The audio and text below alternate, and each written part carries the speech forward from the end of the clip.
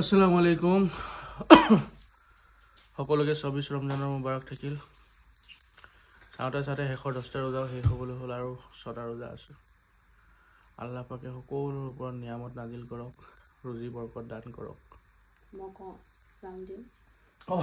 কেতিয়া আহিলা তুমি আমি যেতিয়া ষ্টাৰ্ট কৰি আছো আজি ভিডিঅ কিলাই আছে Hey everyone, assalamu alaikum.